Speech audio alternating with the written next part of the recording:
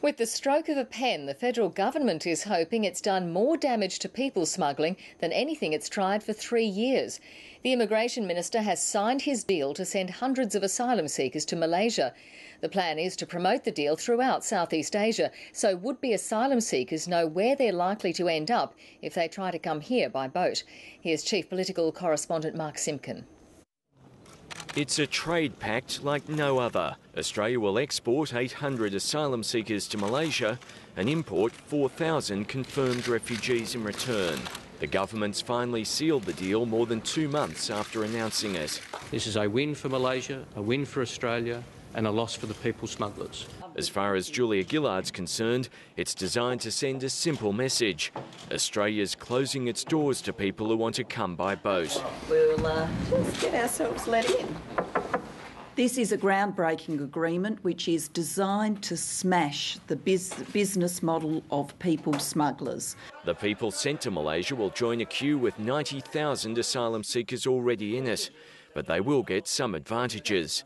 After spending up to 45 days in detention, they'll be released into the community and given a special ID card.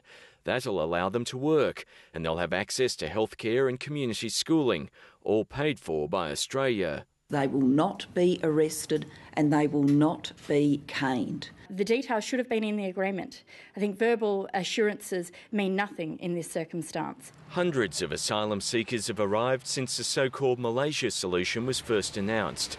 As recently as yesterday, the government insisted they'd be deported. And they will be removed to a third country. But Malaysia refused to take them, forcing a back down. The around 500 persons who have arrived since the 7th of May will have their claims processed in Australia. After getting off a boat himself, Tony Abbott seized on a different backflip. She said adamantly that there would be no boat people sent to countries that haven't signed the Refugee Convention. Malaysia hasn't signed the Refugee Convention. The ABC's been told intelligence shows people smuggler networks are already being disrupted, and even Liberals concede the people swap is likely to slow the boats. To get its message out, the government's now planning a regional information campaign and considering allowing cameras to film asylum seekers being deported.